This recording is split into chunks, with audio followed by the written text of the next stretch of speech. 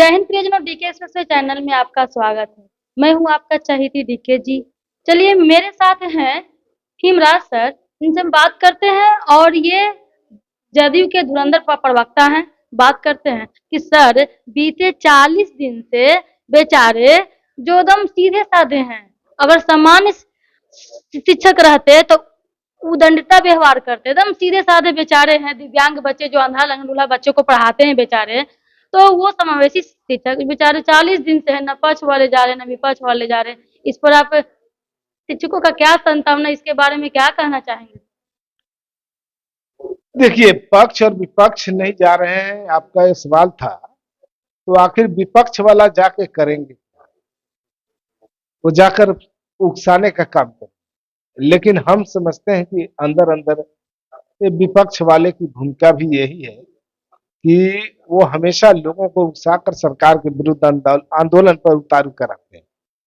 वो भी नहीं गए, लेकिन वो पर्दा में नहीं, पर्दा के भीतर से जाते हैं। और जहां तक सरकार की बात है, सरकार सभी स्तर के लोगों के लिए, सभी विभाग में जो काम कर रहे हैं उन लोगों के लिए, जितने लोग सरकार के साथ अपनी भूमिका निर्वाह कर रहे हैं राज्य के विकास में, राज्य की तरक्की के लिए, सरकार सभी की ओर पूरी तरह से मुस्तैदी से उस पर नजर रखती है, उसके लिए काम करती है और उसके भविष्य के लिए भी सोचती है।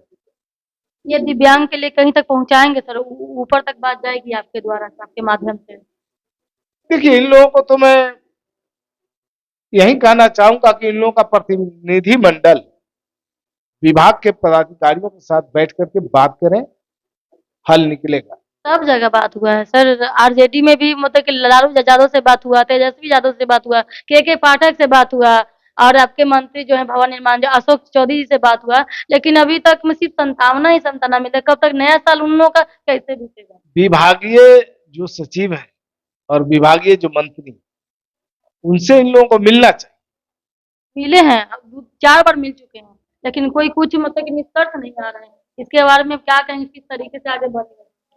अब तो मान लीजिए, ये लोग अगर मिलने का काम किया है, मेमोरेंडम अगर दिए हैं, अपना मांग पत्र दिए हैं, तो सरकार में ये बातें जाएगी, उस पर विचार विमर्श होगा।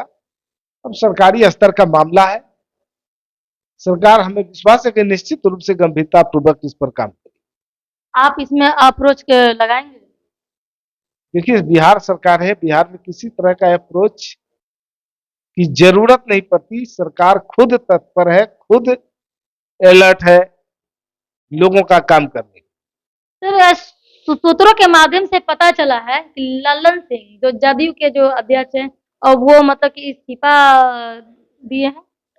खुद ललन बाबू ने ही पार्टी कार्यालय में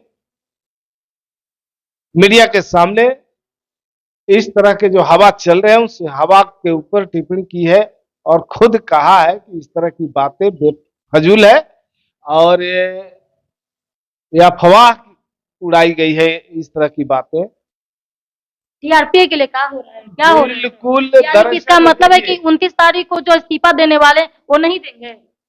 29 तारीख की बैठक हमारे राष्ट्रीय अध्यक्ष जी के द्वारा आहूत बैठक है और राष्ट्रीय परिषद की बैठक, राष्ट्रीय कार्यकारिणी की बैठक हमेशा होते रहा है और ये एक सामान्य प्रक्रिया है बैठक का, और बैठकें हो रही है जिसे राष्ट्रीय अध्यक्ष जी ने बुलाया है।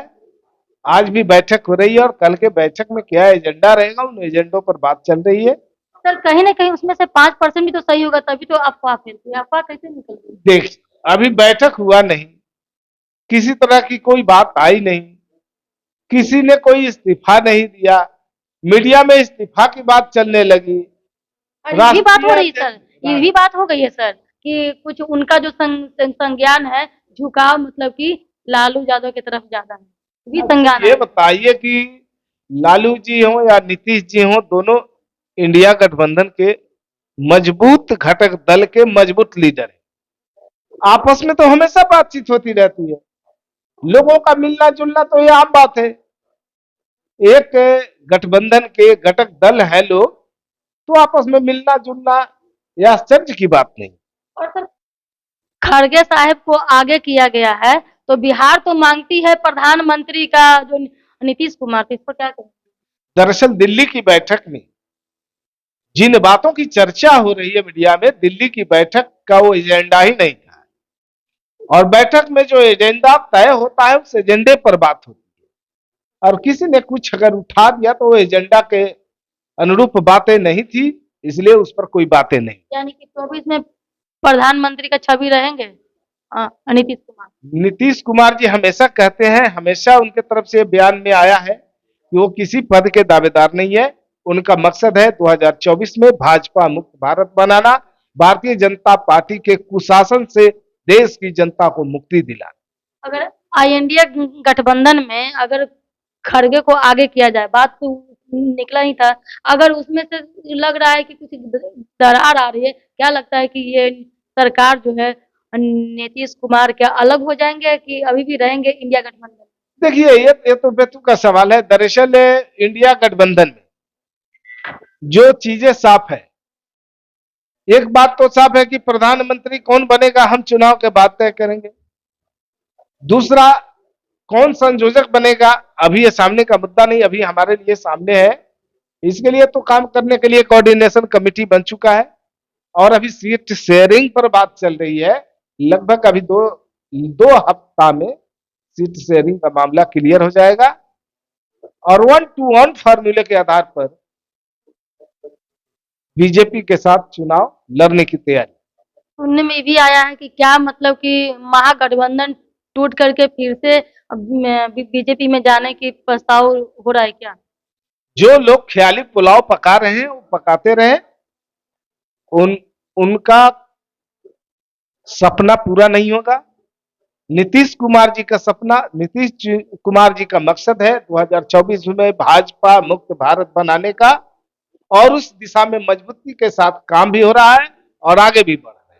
सर मेरा एक लास्ट सवाल कि मेरे साथ आप जदयू के धुरंधर प्रवक्ता, नाम क्या है? हिमराज राम, इसके नाम में राम लगा हुआ है, तो क्या आपके तरफ से 22 जनवरी को जो प्राण प्रतिष्ठा जो उनका होने वाला है राम जी को, तो क्या आप मतलब कि जाएंगे अगर निमंत्रण मिलेगा तब, या राम जन्मभूमि से आप खुश हैं? देखिए हम सभी धर्मों का समान रूप से आदर करते हैं, हम संविधान में विश्वास करते हैं और संविधान धर्मनिरपेक्षता की इजाजत देता है, सभी धर्मों के प्रति समान रूप का व्यवहार का इजाजत देता है और मैं संविधान में विश्वास रखता हूं। इसलिए जिनको जहां भरोसा है, विश्वास है, उस हिसाब से वो अपने धर्म के प्रति आस्था रखते हैं, हमें इस पर कोई आपत्ति नहीं है। इसलिए आपको तो कहना ये चाहिए कि सबसे पहले तो मैं भारतवासी हूँ और दूसरा मैं मतलब कि मैं हिंदू हूँ, तो ऑलरेडी है कि अगर बुलाया था हो जाए तो मैं जा भी सकती हूँ, ना भी जा सकती हूँ, वो मेरे ऊपर सवाल का है ना सर, क्योंकि आपके नाम में तो राम छुपा हुआ है ना, राम लिखल है, हिमराज जी राम, तो राम जी हैं, तो राम जी की जन्मभूमि वहां पर है अयोध्या में, तो महल बन के तैयार हो गया है, तो क्या आप पूछ रहे हैं सर कि इसको खुश हैं या नहीं, मतलब बन जा रहा है? देखिए बहुत बड़ा तर्क का विषय है, लेकिन आज का ये आपका विषय है, आपका ये आज का ये विषय नहीं है। दरअसल ये जिनको भरोसा है, मैं साफ तौर पर कहता हूं, जिनको जिस धर्म में आस्था है, विश्वास है, उस धर्म को मानते हैं और वो अपने आस्था और विश्वास के आधार पर अपना आचरण करते हैं उस धर्म के प्रति। लेकिन जहां तक मेरा सवाल है, हम सबसे पहले भारतवासी हैं, सबसे पहले इंसान है, इंसान का धर्म इंसानियत होता है और मैं ये विश्वास करता हूं कि अभी देश के सामने जो बड़ी चुनौती है, देश के संविधान बचाने का, और संविधान में सभी भारतवासी को तरक्की के रास्ते बताए गए हैं, तरक्की के लिए प्रावधान किए गए हैं, नियम कायदे कानून बनाए गए हैं।